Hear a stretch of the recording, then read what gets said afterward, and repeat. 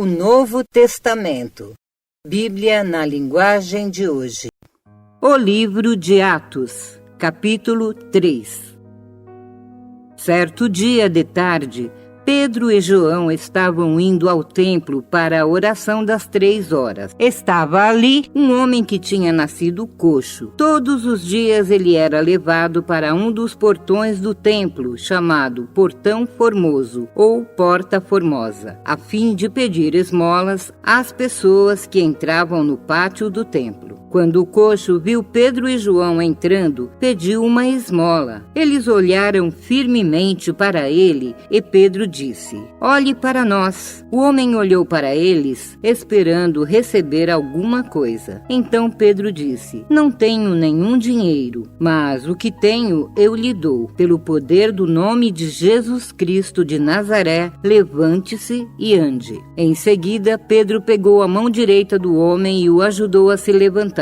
No mesmo instante, os pés e os tornozelos dele ficaram firmes. Então, ele deu um pulo, ficou de pé e começou a andar. Depois entrou no pátio do templo com eles, andando, pulando e agradecendo a Deus. Toda a multidão viu o homem pulando e louvando a Deus. Quando perceberam que era aquele mendigo que ficava sentado perto do portão formoso do templo, ficaram admirados e espantados com o que havia acontecido. O homem que havia sido curado acompanhou Pedro e João. Todas as pessoas estavam admiradas e correram para a parte do templo chamada Alpendre de Salomão, onde eles estavam. Quando Pedro viu isso, disse ao povo: "Israelitas, por que vocês estão admirados? Por que estão olhando firmemente para nós, como se tivéssemos feito este homem andar por nosso próprio poder ou por causa da nossa dedicação a Deus? O Deus dos nossos antepassados, o Deus de Abraão,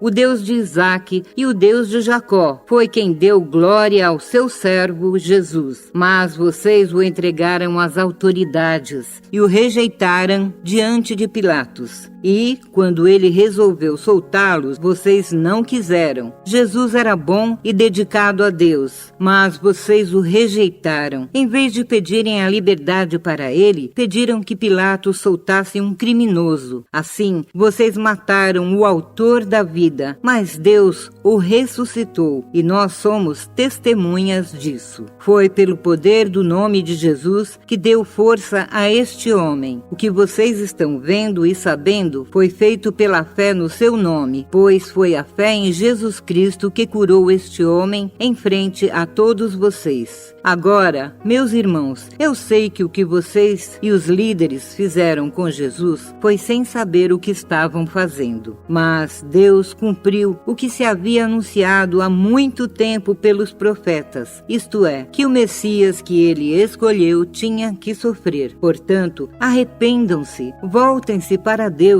a fim de que ele perdoe os pecados de vocês. E também para que tempos de nova força espiritual venham do Senhor, e ele mande Jesus, que já tinha escolhido para ser o Messias de vocês. Jesus precisa ficar no céu, até chegar o tempo em que todas as coisas serão renovadas, como Deus anunciou há muito tempo pelos seus fiéis mensageiros, os profetas. Pois Moisés disse: "Do meio de vocês, o Senhor Deus escolherá e enviará para vocês um profeta, assim como ele me enviou. Obedeçam a tudo o que ele lhes disser. Aquele que não obedecer será separado do povo de Deus e destruído." Samuel e todos os profetas que vieram depois dele falaram a respeito destes dias. As promessas que Deus fez por meio dos seus profetas são para vocês, e vocês fazem parte da aliança que Deus fez com os seus antepassados, quando disse para Abraão: "Por meio dos seus descendentes, eu abençoarei todas as nações do mundo." Assim Deus escolheu o seu servo e o mandou primeiro a vocês, para abençoá-los, e para que cada um de vocês abandone os seus pecados.